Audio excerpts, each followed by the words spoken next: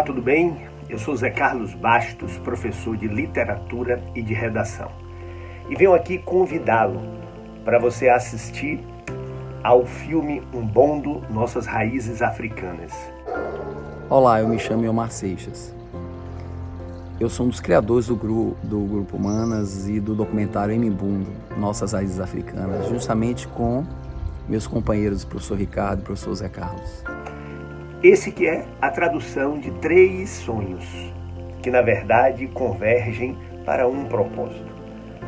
3 amigos, Omar Seixas, professor de Geografia, Ricardo Carvalho, professor de História, e eu, decidimos, com nossas impetuosidades, nossos desejos e, sobretudo, nossas insatisfações. Fizemos valer a Lei 10.639, que vinha no momento de uma premente necessidade de afirmação, de reconhecimento de uma história, de uma cultura e, sobretudo, de ressignificações.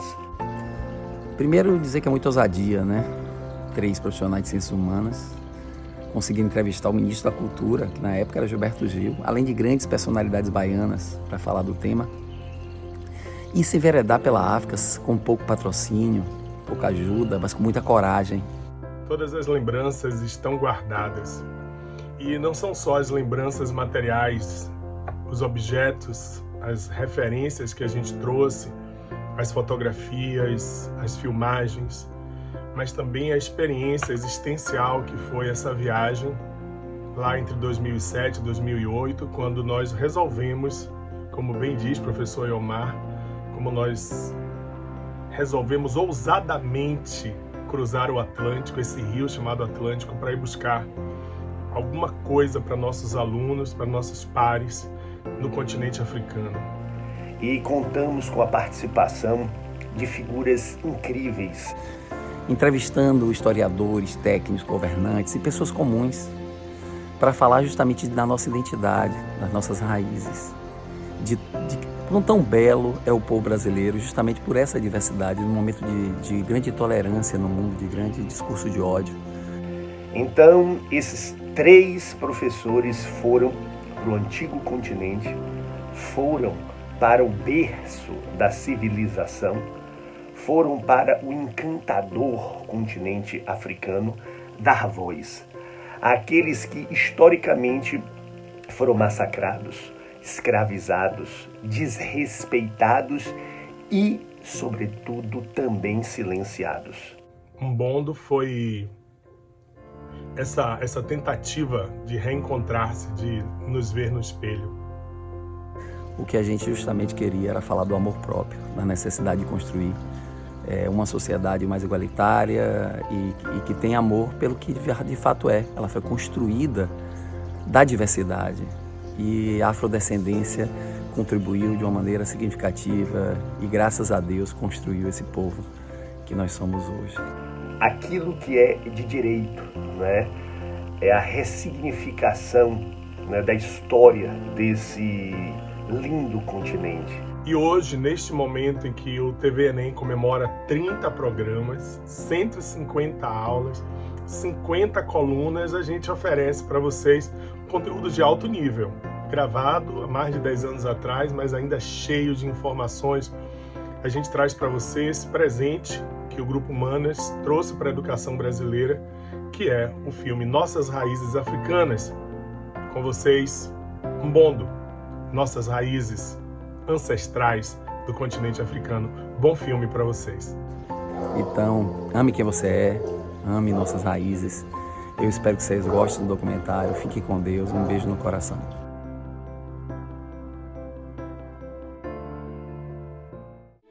Aos que olham no espelho e não se veem, veem as sobras dos que são feitos, imagens dos outros, dos que pintaram os quadros por si.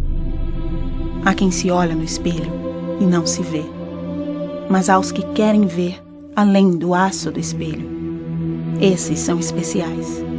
Eles, porque querem, conseguem ver. E sabem o que veem: seu rosto, pintado no verso. Gole, gola weya, gola yetu, yasi samela, ualika, dala kulu, dalo mana, gola we, gola we, gola we. Gola away,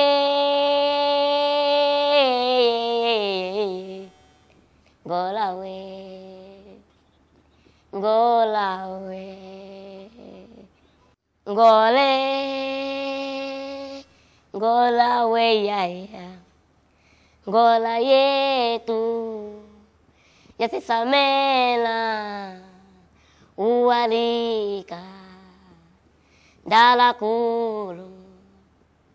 Dalo mana, gola away, gola away. Conta-se que no princípio do mundo havia um grande espelho que separava o mundo natural do mundo espiritual. Não havia dúvida. Tudo que era verdade no mundo espiritual também era verdade do mundo natural. Mas todo cuidado era pouco, porque o espelho estava bem perto dos homens, bem perto de Deus. Maura era uma menina que morava nesse lugar e que pilava inhame o dia inteiro. A mãe sempre chamava atenção: Maura, cuidado com esse pilão. Maura, cuidado com essa mão de pilão. E um dia a Maura perdeu o equilíbrio e a mão de pilão tocou no grande espelho. O espelho se espatifou pelo mundo inteiro. Maura foi se desculpar com o Criador. Quando Maura chegou perto do Criador, a surpresa é que ele não estava zangado. Ele disse: Maura, da agora em diante, quem encontrar um pedaço de espelho no mundo vai encontrar apenas a sua verdade. E o mundo, para ser mundo, Maura, precisa de muitas verdades.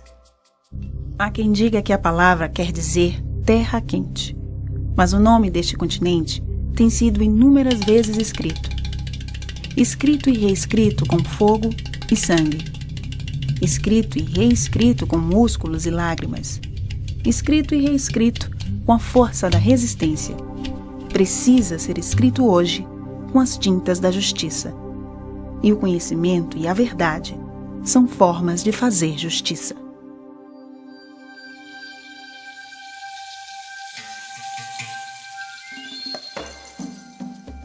Um dos maiores continentes do globo, a África cobre aproximadamente 1/5 da superfície total da Terra. O continente é cortado quase ao meio pelo Equador, mas 2/3 de seu território ficam no hemisfério norte. O continente é limitado ao norte pelo Mar Mediterrâneo, a leste pelo Mar Vermelho e Oceano Índico, ao sul pela afluência dos oceanos Atlântico e Índico, depois do Cabo da Boa Esperança, e a oeste pelo Oceano Atlântico. No nordeste, a África junta-se à Ásia pela Península do Sinai, no Canal de Suez. É cercada por várias ilhas e arquipélagos, como Madagascar e Maurício, no Oceano Índico, e Madeira, Canárias e Cabo Verde, no Oceano Atlântico.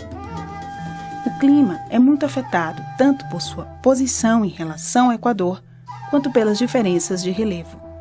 As temperaturas são em geral elevadas durante a maior parte do ano, mas modificam-se nas elevações das montanhas, bem como pela influência das correntes marítimas no litoral. O clima quente predomina na maior parte da África, tanto na zona tropical, úmida no verão e seca no inverno, quanto na zona equatorial, com temperaturas elevadas e chuvas abundantes. Nos grandes desertos, como o Saara e o Kalahari, as temperaturas são muito altas de dia e baixas à noite, ou seja, possuem elevadas amplitudes térmicas diárias. No norte e no sul, predomina o clima seco de tipo mediterrâneo. O continente africano é rico e diverso em várias paisagens naturais, entre elas as equatoriais, muito úmidas, ricas em biodiversidade. As tropicais, que vivem com 2 estações do ano bem definidas, uma seca e outra chuvosa, com 2 formações vegetais bastante interessantes, como as savanas e as estepes, muito próximas dos desertos. Nós temos as áreas desérticas, pouco diversas, mas bastante características, ricas em recursos minerais. E nós temos as regiões montanhosas, como o Kilimanjaro, um dos pontos mais instáveis e mais altos do mundo. Do ponto de vista do relevo, destaca-se o Planalto dos Grandes Lagos, com o ponto culminante do continente, o Monte Kilimanjaro. Há 200 milhões de anos atrás, a África e o Brasil ressurgiram no meio do magma. Essas regiões datam do pré-cambriano. Isso significa que elas são as áreas mais antigas da Terra. Elas eram a mesma área. Nós denominamos essa região de Pangeia. Contudo, houve uma separação desses continentes devido ao soerguimento de várias placas tectônicas, criando o que nós chamamos de Oceano Atlântico. Isso gerou uma semelhança e uma diversidade bastante singular nessas 2 áreas. Tanto o Brasil como boa parte da África tem uma grande extensão latitudinal, o que proporcionou várias paisagens, vários tipos e espécies de paisagens em toda a região. A fauna da África é uma das mais ricas do mundo. Na floresta equatorial, há muitas aves, símios, chimpanzés e gorilas, répteis e anfíbios. Na savana, rinocerontes, girafas, elefantes, hipopótamos, leões, leopardos e hienas. No deserto, chacais, insetos e répteis. Na zona mediterrânea, lebres, cabras, raposas e aves de rapina. Em relação à hidrografia, o continente africano possui a 2ª maior bacia fluvial do mundo, o Rio Congo. Já o Rio Nilo, com 6.690 quilômetros, é um dos rios mais longos do mundo. A beleza da paisagem africana serviu de inspiração a músicos, poetas, escultores, pintores, que usaram esta beleza natural como metáfora de expressão de sentimento. Suas alegrias foram transpostas às suas obras de arte. Suas tristezas também foram transpostas em criações artísticas.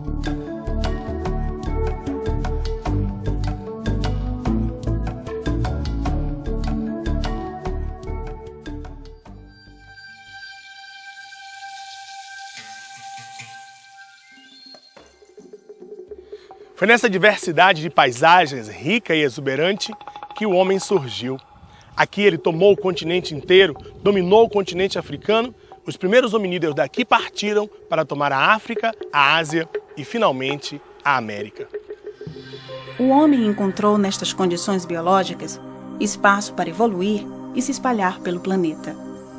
Os mais antigos fósseis de hominídeos foram encontrados na África e têm cerca de 5 milhões de anos. Foi a partir do continente africano que o homem se desenvolveu e povoou o mundo. A confirmação da teoria de que o homem moderno teve origem na África é um dos resultados mais recentes da parceria entre genética e arqueologia. Há 6 milhões de anos não havia homens. O próprio chimpanzé era recém-chegado no planeta, com menos de 1 milhão de anos de existência, o que é muito pouco em termos evolutivos. Apesar disso, já havia hominídeos, animais quase idênticos aos chimpanzés, mas com diferenças sutis. Uma delas é que eles podiam andar mais tempo de pé sobre as patas traseiras. Não eram homens, mas já estavam se transformando. Há uns 4 milhões de anos, o clima africano ficou seco e parte da floresta se transformou num capinzal, a savana. E os hominídeos continuaram a se adaptar, passando a andar cada vez mais sobre as patas traseiras. Logo surgiram diversas outras espécies assim. Entre 2,5 e 2 milhões de anos atrás, surgiram os primeiros representantes do gênero humano. Ainda ia demorar muito para aparecer o Homo sapiens, mas esses ancestrais longínquos eram espertos. Foram eles que inventaram o fogo e fabricaram as primeiras ferramentas de pedra. Há cerca de 1 milhão de anos, havia diversas espécies humanas na África, e a partir daí, começaram a ocupar o planeta.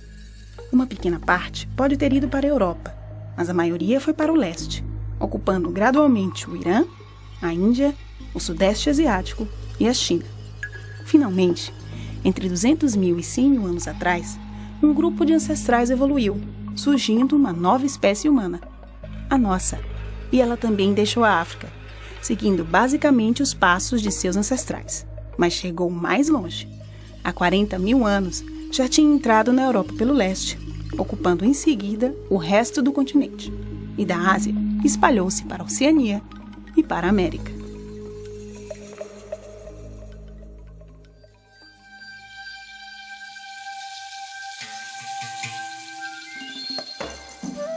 O Egito foi provavelmente o primeiro estado a constituir-se na África, há cerca de 5 mil anos. Mas muitos outros reinos ou cidades-estado foram sucedendo-se neste continente ao longo dos séculos. Além disso, a África foi, desde a antiguidade, procurada por povos de outros continentes que buscavam as suas riquezas, como sal e ouro.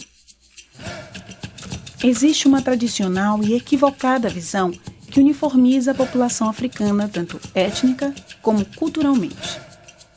O povo africano divide-se em vários grupos étnicos. Ao norte do Saara, do Marrocos ao Egito, vivem povos mediterrâneos. Ao sul do Saara, na chamada África Negra, os pigmeus da selva equatorial, os bosquímanos e hotentotes dos desertos e planaltos meridionais, os sudaneses das savanas e os grupos bantus da África Central e Austral. Falam-se cerca de 1000 línguas diferentes. Falam-se ainda o africâner, na África do Sul, o inglês, o francês e o português. Um estudo mais aprofundado da antropologia africana vai demonstrar que existe uma multiplicidade de povos, de culturas, de matrizes culturais. Na verdade, essa ideia homogeneizadora, ela é derrubada totalmente. Fica claro que esse é um conceito do colonizador. O colonizador colocou como num único amálgama vários povos, várias culturas, várias formações, várias matrizes diferenciadas.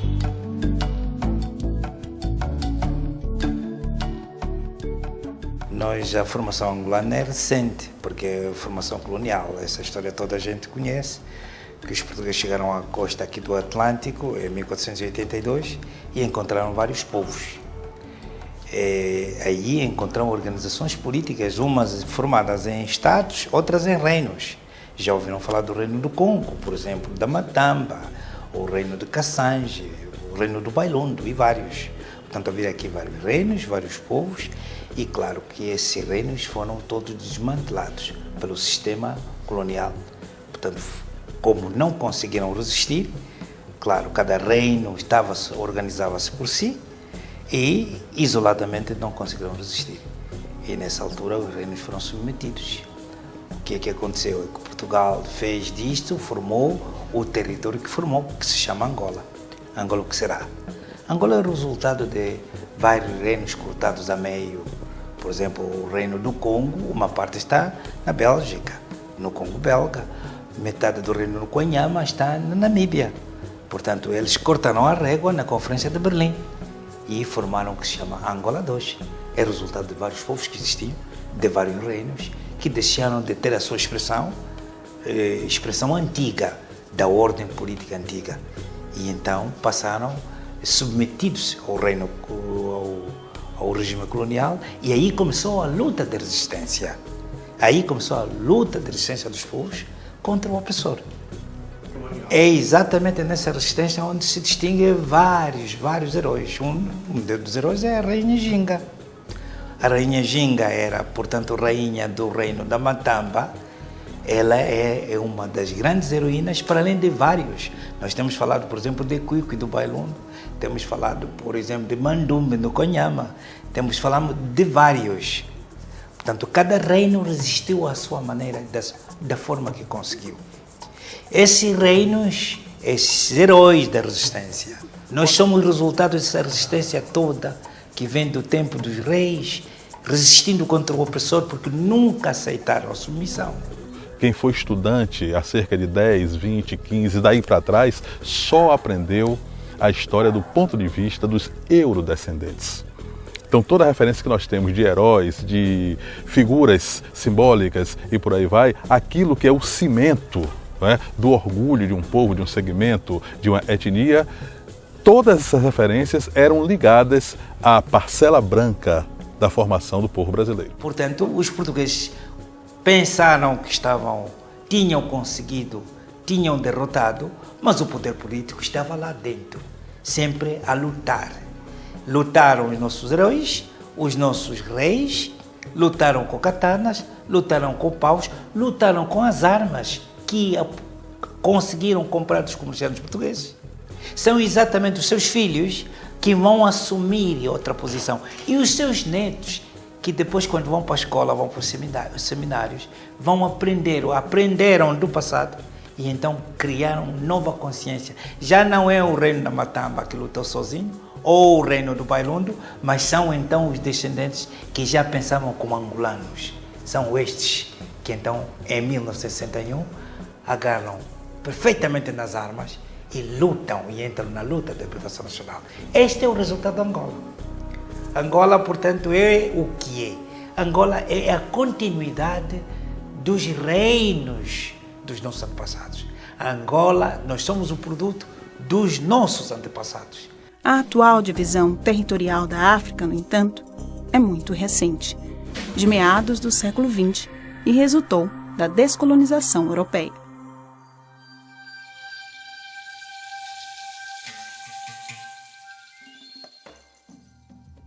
A cultura e vida na África sempre estiveram sob ameaça. Os interesses externos olharam o continente com usura e ambição. A riqueza natural, a grande disponibilidade de mão de obra e a vastidão territorial colaboraram para a exploração. O poder político, o Estado europeu, se tinha esgotado a sua expansão no continente. Tinha que encontrar novos mercados. E esses interesses mercantis, os interesses econômicos, vieram também, por outro lado, envolvidos na ideia de evangelização. Mas, no fundo, é o Estado europeu que tinha esgotado a sua forma de se expandir, de se refazer. Então, tinha que se refazer noutros continentes.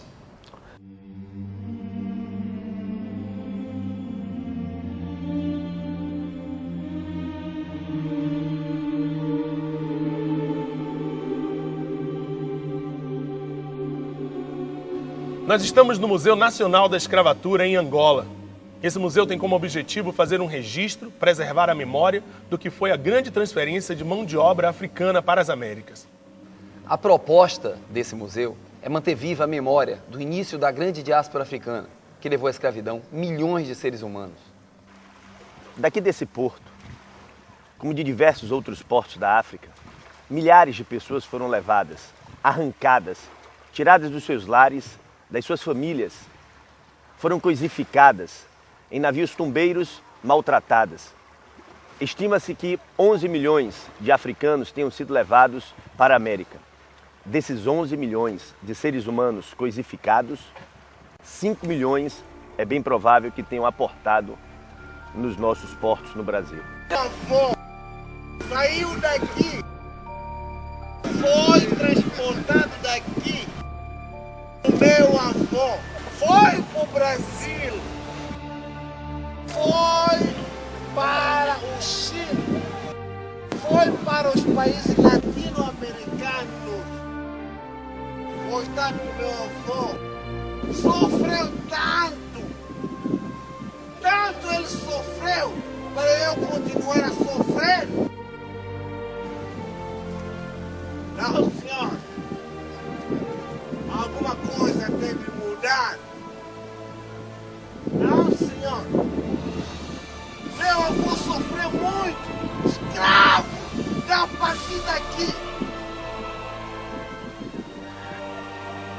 Meu Deus. Deus que é tão poderoso, tão bom.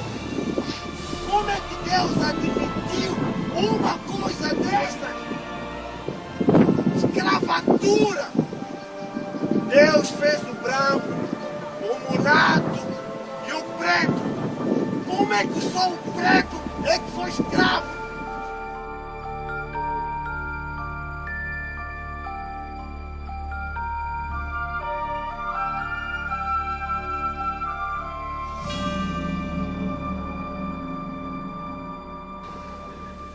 Esse aqui é um dos pontos da diáspora africana. Nós estamos aqui no Museu da Escravatura, Museu Nacional da Escravatura de Angola. Daqui começou uma parte da tragédia africana. Daqui saíram os nossos ancestrais em direção à América, em direção ao Brasil, em direção à América do Norte, ao Caribe. Daqui se iniciou uma parte de toda a destruição, de toda a segregação do povo africano em direção aos interesses do capitalismo mercantilista na América.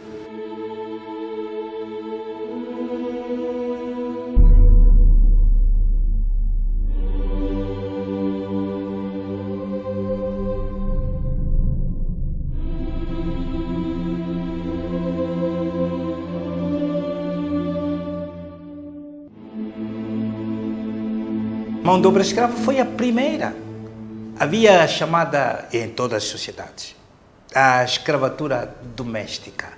Praticava-se nos nossos reinos, mas da comercial não. E exatamente nos interesses comerciais dos portugueses que se cria esta escravatura comercial, aquela que foi a maior sangria das nossas sociedades. Porque por causa disso, então os nossos filhos, os nossos antepassados, foram transportados em grandes quantidades, sobretudo para a América Latina, sobretudo para o Brasil. Daqui da enseada de Benfica, saíram os escaleres que levavam até os navios negreiros uma imensa massa humana. A escravidão pré-colonial abriu espaço para a escravidão colonial. Os interesses do mercantilismo conduziram milhares e milhares, milhões de pessoas para as terras da América. O negro foi o único que aqui chegou, o único povo que aqui chegou sem ter escolhido, sem ter feito esta opção. Veio na condição de mercadoria. E que nesse regime, milhões de negros foram assassinados. Muitos não chegavam nem a atravessar o mar e chegar ao continente, porque morriam nos próprios navios. E para os que ficaram, o tráfico e o colonialismo geraram a desestruturação da base econômica, produtiva e social, promovendo sofrimento e dor para os dois lados do Atlântico.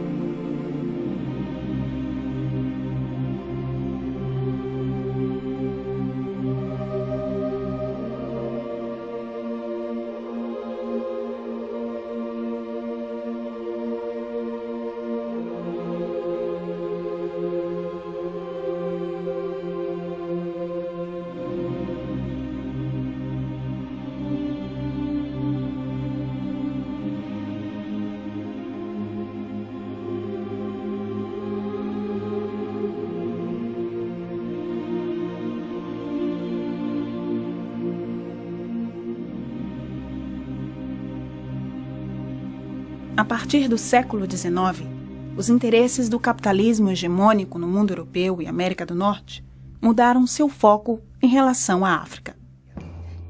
Os efeitos do neocolonialismo foram devastadores para o equilíbrio étnico das populações nativas.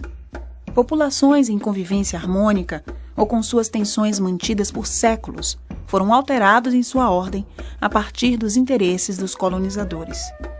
As consequências do neocolonialismo e principalmente de um processo de descolonização feito a partir dos interesses europeus, as implicações da Guerra Fria e do capitalismo estadunidense em expansão determinaram conflitos étnicos e tribais desastrosos para um continente já ferido pela exploração imperialista.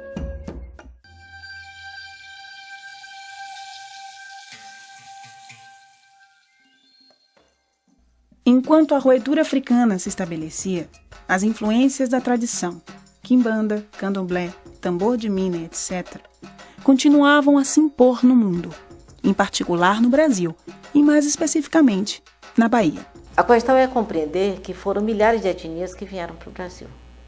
Então, essas muitas etnias, elas se espalharam no Brasil inteiro e cada parte do Brasil elas foram tomando uma característica e um nome. Então, a religião de matriz africana é Umbanda, é Batuque, é Xangô, é Tambor de Mina. Então, O importante é que há uma essência.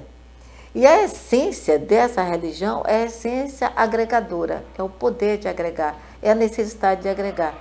Quer dizer, quando no navio as etnias, por serem diferentes, estavam juntas, porque lá eles brigavam por limites, né? E aí o que é que acontece? No momento que eles tinham um inimigo comum, eles passaram a ser malungos, eles passaram a ser irmãos. Eles começaram a se agregar e nunca mais pararam de se agregar. Quer dizer, a agregação que surgiu já no navio, ele vai para um canto da senzala, aonde um povo que tinha deixado uma sociedade cuja base dessa sociedade era a família, era impossível viver sem essa família. Porque a gente percebe no terreiro, quando você chega no terreiro, você percebe um terreiro como uma síntese do continente africano. Então, uma síntese onde os diversos orixás representam um lugar, um território, um lugar onde você é filho de Xangô, filho de Oxalá, filho de Oxum, filho de Iemanjá. Então, você tem um sentido de filiação, de pertencimento que gera o sentido do cuidado, do acolhimento, do manter-se junto. O sentido dos terreiros é um sentido que transcende a história contada, transcende a história linear, transcende a história que a gente conseguiu saber.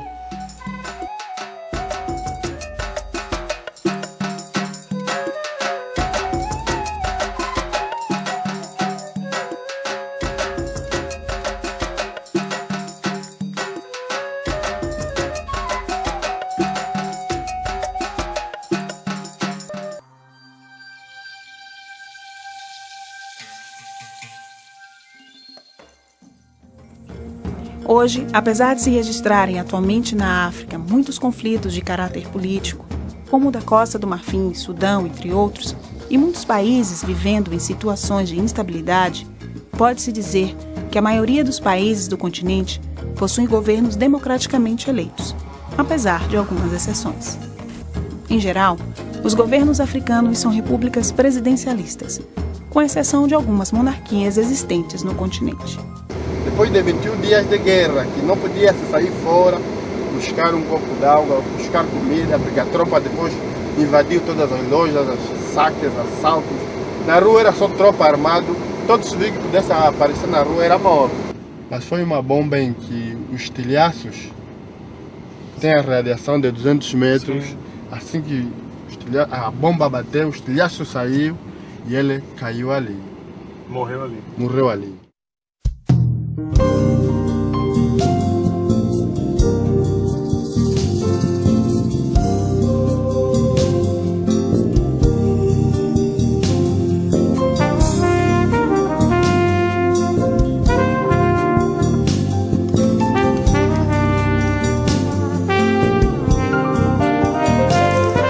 Caminha Dona Dominga, mãe velhinha, velhinha Dona Dominga da vida. Em vida perdeu os filhos na guerra, com guerra tanta alegria sem terra. Tolopita Pachini, Malamba Dominga, ulele, ulele, ulele ngana. Eu acho que talvez a maior demonstração de uma selvageria que ainda vige em pleno século XXI é a omissão com que o mundo rico, o mundo ocidental especialmente, mas alguma coisa também do mundo oriental, tem em relação aos dramas humanos de massa que ainda se pode testemunhar em frações da África. Você tem países em que 40% da população estão contaminados com o vírus da AIDS. Você tem países em que a expectativa de vida não atinge 40 anos redondos. Você tem ainda uma luta selvagem de natureza tribal, financiada por armas que são produzidas no Ocidente. Você tem uma expoliação de recursos naturais sem deixar praticamente nada para o povo africano, e esses talvez sejam as maiores, essas são para mim não talvez, com certeza, a maior demonstração de que há uma selvageria ainda nas grandes elites do mundo hoje. Ali fomos caminhando, ali travamos guerra. Você pegou a arma Eu também? peguei a arma. Travamos guerra porque ali tínhamos que superar, havia uma barreira muito forte da UNITA que tinha que ser superada, tínhamos que abrir linha aí, guerra, tiroteios. Eu não sei se matei ou não matei, mas houve fogo cerrado para nós podermos passar a obra. Depois de um mês, aquela guerra durou 57 dias e depois de um mês, então houve um acordo de cessar as hostilidades para ver se a Cruz Vermelha viesse reabastecer comida nas populações. Sim. Então naquela trégua deram também oportunidade de todos que tiverem famílias mortas pela rua, então recolherem, cada um reconhece o seu morto, o seu familiar morto. Mas agora você está aqui trabalhando? Sim, aqui estou a trabalhar e a paz foi boa para Angola, mudou Angola. Sinceramente que eu digo que para Angola essa paz foi muito importante, principalmente para nós os pobres, porque eu neste momento consigo decidir ir para a minha terra agora, independente de ter carro, a pé, eu que sei se eu vou a pé, se eu vou de carro ou vou de avião. Isto é muito importante para mim, sobretudo.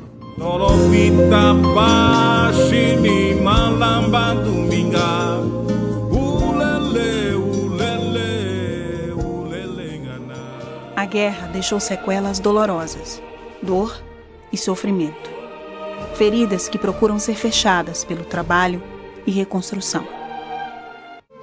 Superados os conflitos que avassalaram e avassalam a África ainda hoje, nesse período pós-descolonização, o povo africano busca os seus próprios caminhos. Caminhos para construir-se e reconstruir-se. O desenvolvimento africano tem sido calcado nos recursos minerais, petróleo, no diamante, entre outros. Porém, principalmente na espiritualidade do seu povo, na força, na criatividade dele. Através da sua arte, da sua literatura, da pintura, da escultura, o povo africano vem protagonizando uma nova história, mostrando ao mundo a sua beleza, a sua riqueza e este mundo agora reconhecendo esse universo fantástico que é a arte africana.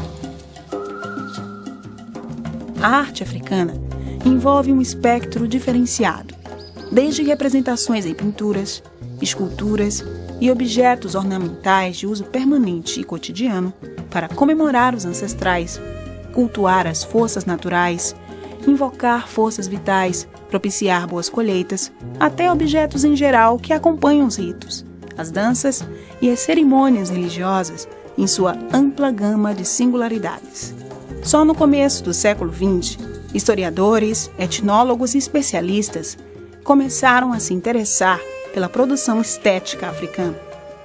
Em salões e exposições na Europa, artistas e críticos se encantaram com os objetos de arte então recém-descobertos. demorou, no entanto, para que o olhar etnocêntrico reconhecesse a sua qualidade. As características formais da escultura africana são a desproporcionalidade, o exagero de uma ou outra parte, a frontalidade, a verticalidade, a simetria, estilização, a abstração e a repetição acentuada das formas. Há uma grande lacuna nos estudos sobre a arte africana. Durante muitos séculos, essa arte praticamente inexistia para o Ocidente.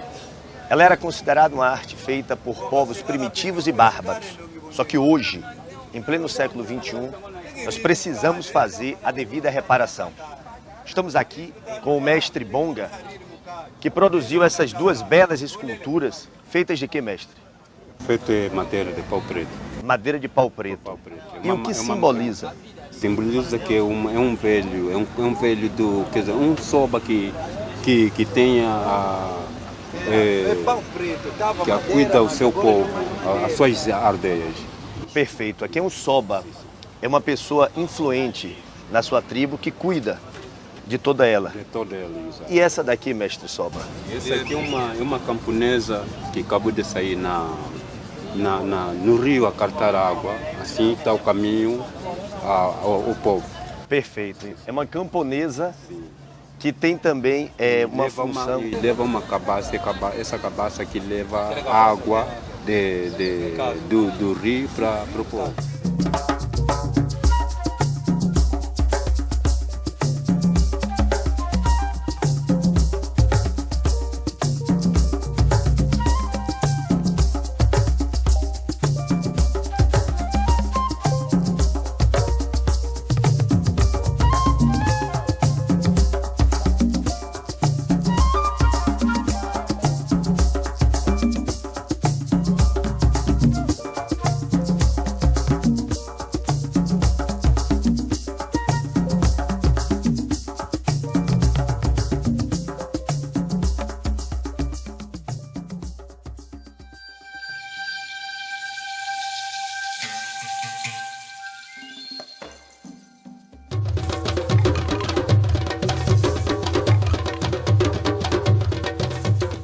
Quando falamos de música africana e de suas revoluções, após a diáspora negra para o continente americano, o caráter percussivo dos instrumentos e a síncope rítmica, por exemplo, vem imediatamente à cabeça.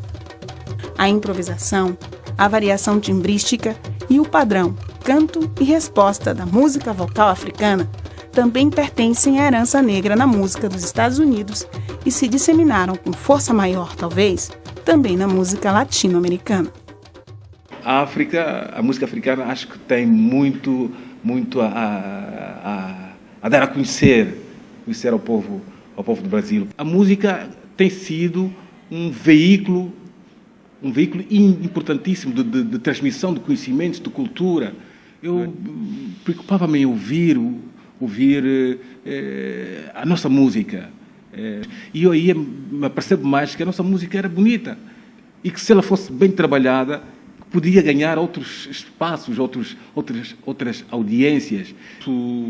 Posso destacar, por exemplo, a canção Umbi Umbi, que foi gravada em primeira mão pelo Djavan. É um pássaro, fala de um pássaro, Umbi Umbi, que na zona centro-sul de Angola, sempre que ela aparece, dá indicação aos camponeses de que as chuvas estão quase a cair.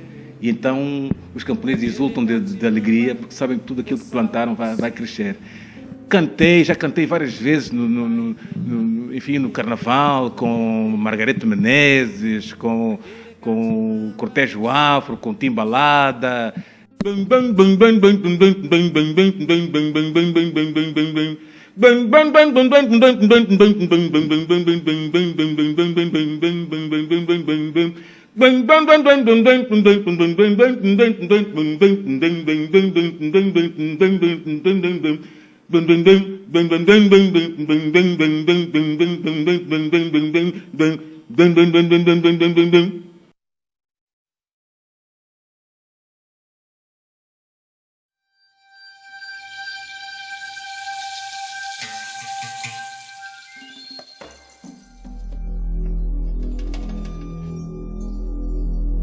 que lugar pode ocupar a literatura num continente devastado pela miséria, pelo analfabetismo, pelos conflitos armados, pela precariedade da vida? Se nos deixarmos levar pela lógica das estatísticas, temos de assinalar que, de fato, a atividade literária na África não supera a marca do traço. Porém, segundo Mia Couto, um de seus mais prestigiados escritores, essa duríssima realidade não pode ser vista como um impedimento para o lugar do sonho que a literatura pode abrigar. Aos escritores cabe, portanto, encarar como um desafio o ato de escrever num quadro atravessado por tão duras contradições.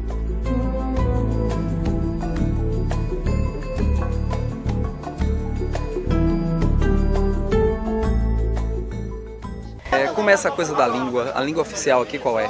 É o português. É o português. O que se trata, trabalha nas escolas, é o que basicamente é a língua oficial de todo o país, né? Exato, isso é lógico. Mas vocês falam outras línguas, né, Eloy?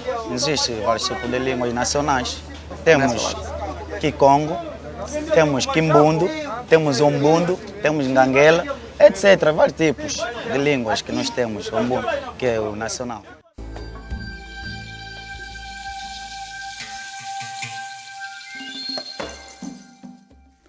Este continente cinematográfico, encantador e encantado, a África, tanto tradicional quanto moderna, é um mundo variado e diverso. Na sua complexa realidade social, a África é composta de sociedades que têm, cada uma, sua individualidade cultural. O continente negro, o berço da civilização, durante muitos anos esteve à margem da contemplação e do reconhecimento ocidental. Acho que conhecer essa história, por exemplo, para os brasileiros é muito importante, porque nós temos muitos descendentes aqui por causa da história recente da própria Angola, as transformações porque eles passaram dentro de um processo que foi também todo ele africano, com as revoluções africanas. Acho que é um enriquecimento enorme para o Brasil conhecer melhor Moçambique, Angola, África do Sul, Senegal. Acho que a possibilidade de que o jovem brasileiro, não é, no país inteiro, possa começar a poder tecer essas considerações amplas a respeito de como a história veio se desfiando, acho muito bom, muito enriquecedor para o Brasil. Eu acho bonito, né? Isso, não esquecer é uma forma de fazer justiça, né? E lembrar o que precisa ser lembrado. Lembrar Milton Santos, lembrar Juliano Moreira, lembrar Teodoro Sampaio. Isso é uma forma de fazer justiça, lembrar o que precisa ser lembrado, entre tantos outros desse Brasil todo, né? De negros e negras que tiveram ações significativas para o Brasil ser o que é hoje. Um país que tem mais de 50% de negros, uma cidade que tem mais de 80%, é uma cidade construída por negros, né? É isso, Salvador é a cidade mais negra, né, do mundo fora de África. Então, quando a gente traz para Salvador um pouco da cara mesmo de Salvador, eu acho que foi um momento muito importante, assim, muito importante para a autoestima da sociedade de uma forma geral, né? Você dizer, essas pessoas que fazem essa cidade são essas pessoas que estão escondidas da televisão, que estão escondidas dos outdoors, dos cartazes, dos jornais, né? São essas pessoas que fazem 80% dessa cidade, né? Que precisa de espaço, que precisa de visibilidade, né? E que se a gente conseguir enxergar e assumir o que essa cidade é realmente, a gente vai poder ter uma outra perspectiva de futuro, uma outra perspectiva de convivência, certo? E de desenvolvimento para a cidade. Eu acredito, quer dizer, o caminho de Salvador, ele passa necessariamente por se assumir na sua condição de afrodescendente. Eu quando cheguei à Bahia, eu senti como se estivesse aqui em Luanda. A paisagem, a fisionomia das pessoas, me pareceram muitas pessoas que eu conheço aqui, os cheiros da comida, enfim, tanta semelhança, não é, com Angola, com Luanda. Luanda e Bahia são mesmo duas cidades irmãs.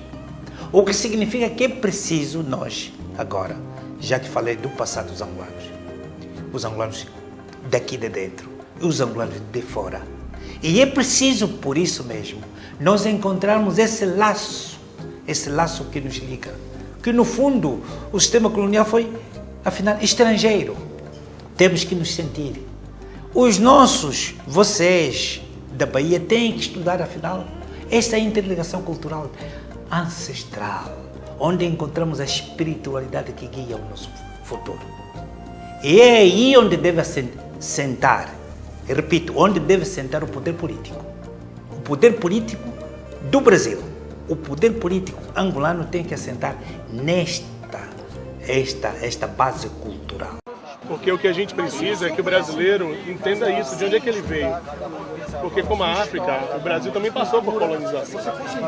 E os portugueses impuseram algumas verdades que não são as verdades. Quer dizer, nossa raiz é uma raiz índia, é uma raiz europeia também, mas é uma raiz africana. E o brasileiro, o jovem brasileiro, ele precisa saber disso. Ele precisa entender de que ele é africano. Ele presta isso aqui, ele precisa se olhar no espelho e ver isso aqui, ó.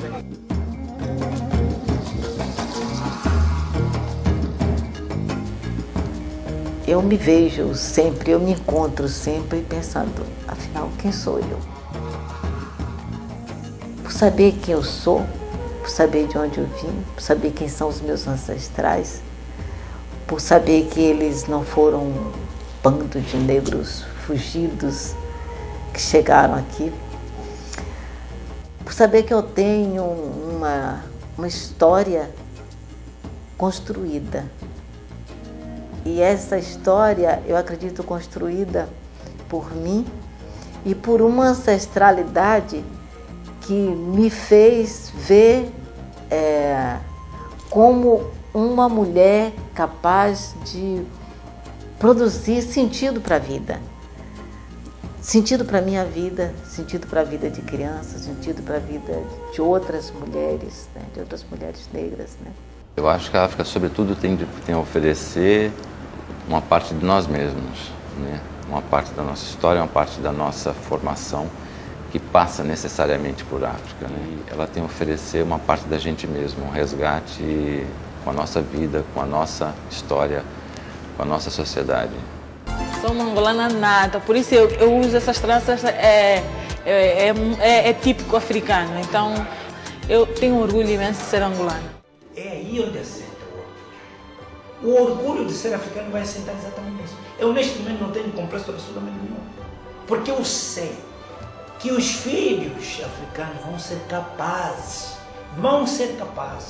mesmo que se diga os problemas que nós temos vários problemas, mas os filhos africanos vão ser capazes de irem buscar esta força humana do passado para construírem a sua africanidade e entrarem no clube do mundo, jogar tal como jogam os outros povos. Eu, de fato, eu me orgulho de ser e me sentir uma mulher negra. Eu fico feliz quando eu me percebo como educadora negra. Né? E, de fato, se eu não tivesse essa consciência, eu era apenas uma educadora. Já era grande coisa. Agora, ser uma educadora negra, eu acho muito bom. Eu me sinto grande orgulho de ser africano, principalmente um grande sangue de Angola, eu me sinto mesmo no coração. Até a morte do meu coração mesmo, Angola é meu país. Angola, Angola, Angola, yetu, yasesamela, uarika, dalakulu, dalomana, Angola, Angola, Angola, Angola,